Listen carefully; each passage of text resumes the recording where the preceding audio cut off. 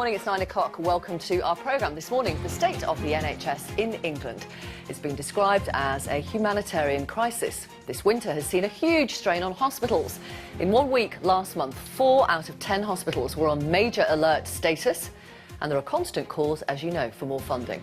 A BBC survey out today suggests half of you think the quality of the NHS in England has been getting worse over the last 6 months. Through the programme this morning, we will hear your experiences and ask if you have solutions.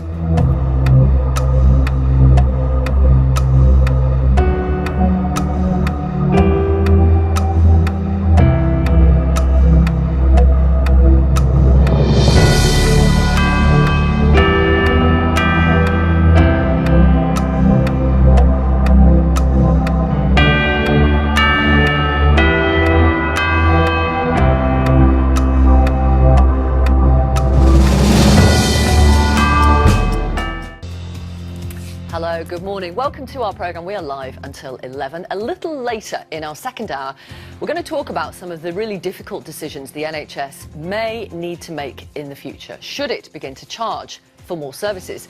Should we pay more in national insurance to fund the NHS? Your views welcome. Use the hashtag Victoria Live. It's our top story today. NHS hospitals in England will have a legal duty to charge overseas patients up front for non-urgent care if they're not eligible for free treatment.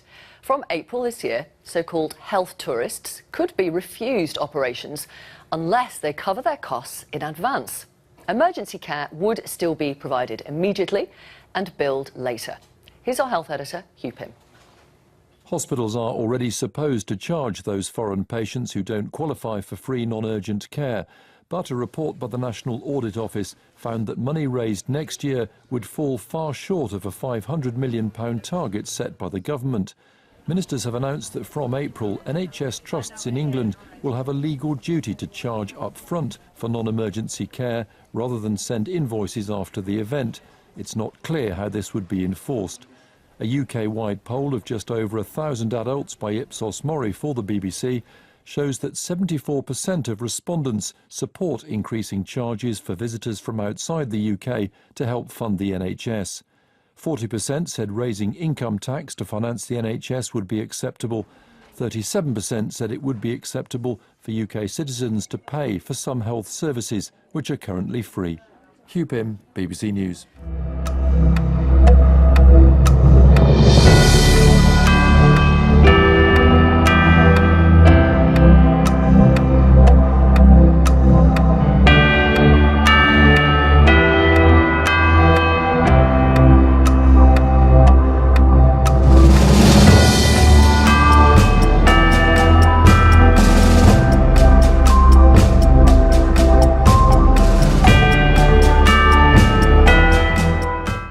Is here, and you were on the phone to the Department of Health literally up to 5 seconds before the start of the programme. What does this mean in practical terms?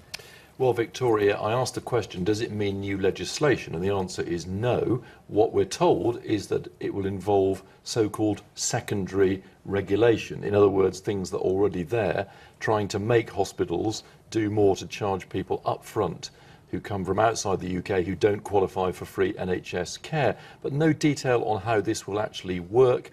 We're told it'll be aimed at supporting hospitals to chase up the money. Some hospitals already do it and do it quite effectively. Some hospitals ask for ID when you go in to show whether you're eligible or not for care. But what the government can actually do more than what's happening at the moment, it remains a bit unclear. And they have been criticised for not raising the £500 million per year they said they would next year. It's fallen far short so far, according to the National Audit Office. Will it affect EU nationals?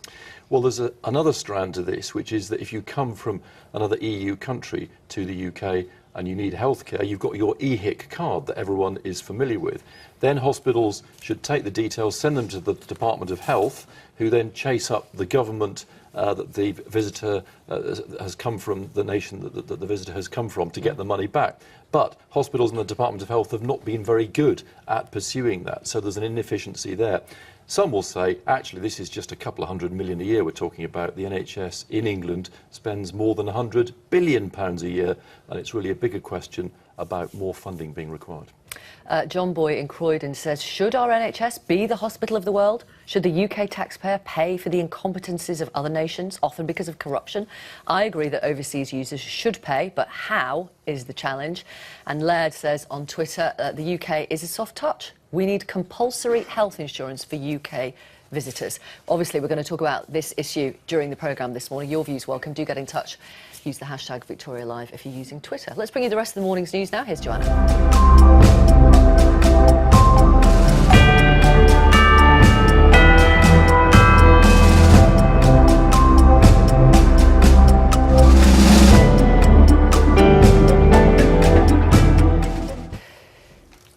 Yes, hello.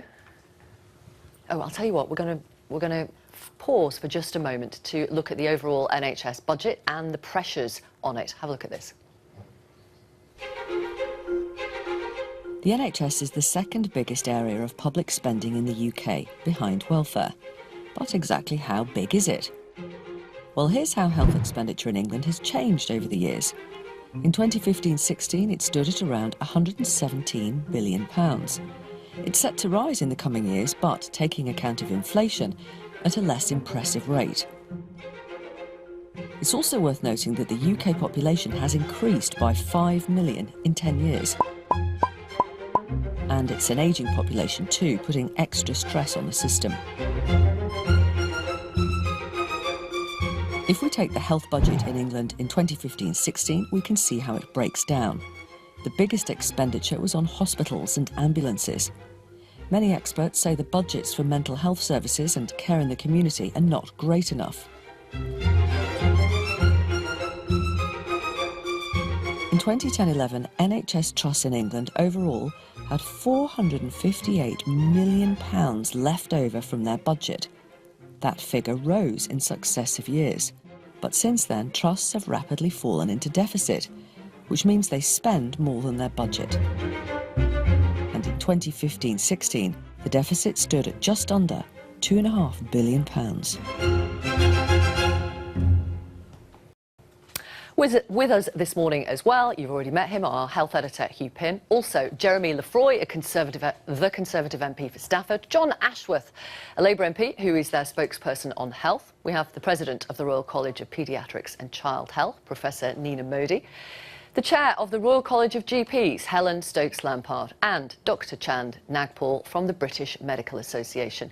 As I said, we did invite England's Health Secretary, Mr Hunt, and any other ministers from the Department of Health to take part in the programme.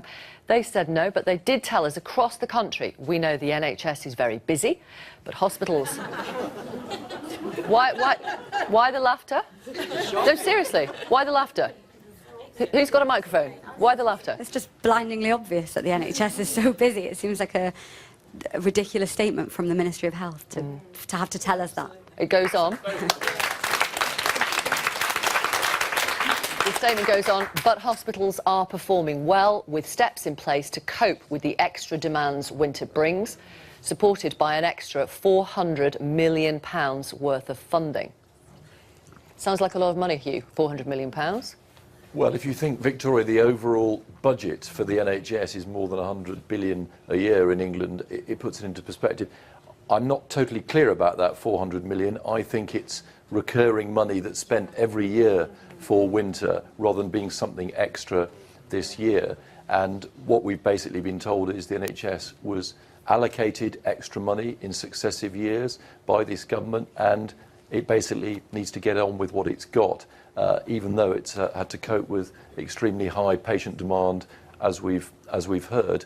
But there is a very big question, which I'm sure we'll be talking about throughout this programme. Does the NHS need more money? If so, where does it come from? Are people prepared to pay more tax?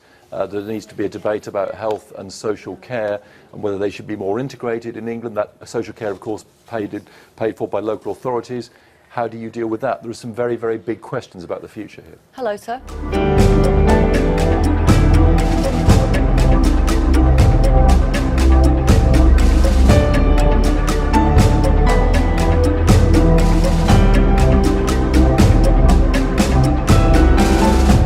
My name's Rishi. I'm an orthopaedic surgeon in my last year of training.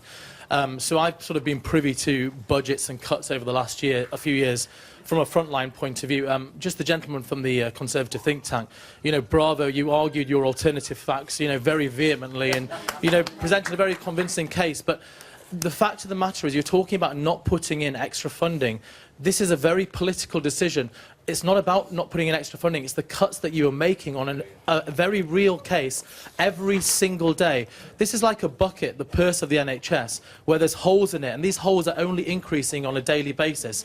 We see money being siphoned off to private finance initiatives. They didn't mention that, £80 billion pounds for private finance initiatives for buildings, which were meant to cost 11 billion. That was the previous government. That was the previous government. I'm not going on about government things. Sure. I'm talking about funding. I'm talking about loss. Okay. So forget. Well, you can keep putting water into a bucket, but if you continue to put holes in it, if you are siphoning off money, since the Health and Social Care Act in 2012, that opened up budgets for hospitals to make 50% of their income via private companies, via private initiatives as well. Money is being lost through ridiculous means every single day. And I see this as a doctor as well, because we are having to ration the services we give to certain patients. Like what, for example? So, for example, tell us about your daily... So, for example, as an orthopaedic surgeon, there's certain people now who I will be able to offer hip and knee replacements to, who I would have been able to offer them 5 years ago, and now I won't be able to. So when you talk about the lady, absolutely tragic story, that's one thing about drugs available for cancer. The next thing you'll say is, well, people who are obese shouldn't be allowed to have certain treatments. People who are smokers shouldn't be allowed to have certain treatments. It will go on and on and on, and that's what will happen.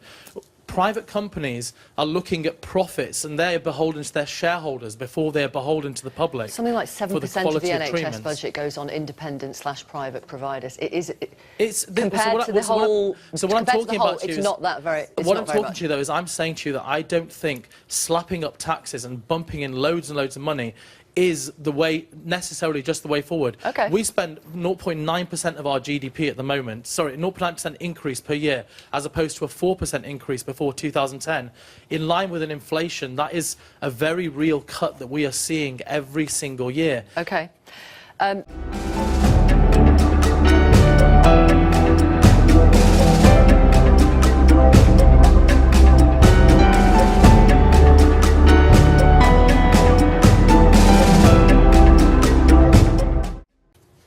Well, Labour opened up the NHS to independent, private providers back in 2002 in a system where money is supposed to follow the patient. 10 years ago, 2.8% of the NHS budget was spent on independent providers. Now that figure stands at 7.6%. Privatisation means opening the door to private providers. It's different to charging for services, which we already do for things like dentists, eye care and so on. But with a finite pot of money, a growing and ageing population, meaning more pressure on services, is it time to start looking again at charging patients for more services? Well, a BBC Ipsos Mori survey of over 1,000 adults in the UK suggests that half of you think that would be unacceptable. Around a third think it would be acceptable. So let's get a snapshot of views in the audience. Put your hands up and keep them up if you think it would be acceptable to charge for some services. OK, I'm just going to nip over here. You, give one microphone. Oh, yeah, go on. Alan House, and I spent 26 years in the ambulance sector. One area I would look at is charging for people who choose to get drunk. Put a huge strain on the ambulance services, blight A&E. How much would you charge them? Oh, I don't know about that. Well, let's talk about it. Let's talk about it. Well, and when would you charge them? OK, so if you look at Scandinavian countries, they do charge for what they call a drunk recovery service. OK. It's about £400. They're locked in a safe place. Per night? Per night. They're locked in a safe place, they're cared for, and next day there's a release fee.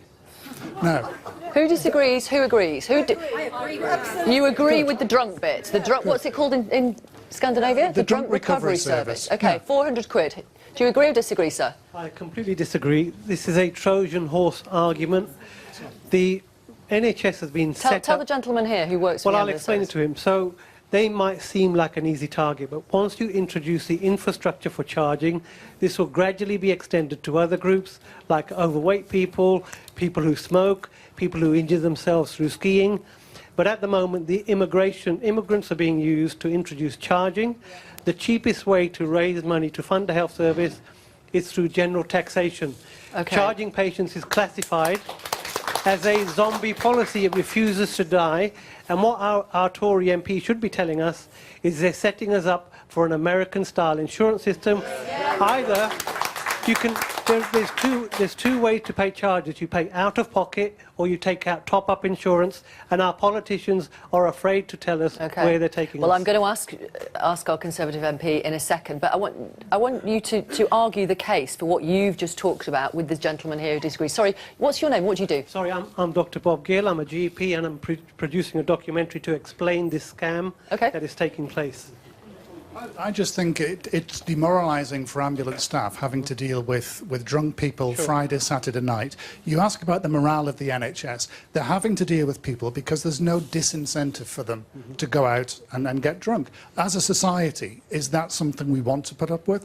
I take your point about it being a Trojan horse potentially, but that's a very specific instance where it causes misery for the NHS and money. Okay, but I am not advocating people get drunk and waste people's time. No. I don't advocate Can I just check, smoking has anyone either. here had an ambulance called after having had one too many, or two too many, or three too many? But this is a spurious argument. What we're having is demonising of certain groups of patients, and this will be extended, and we're falling into a trap.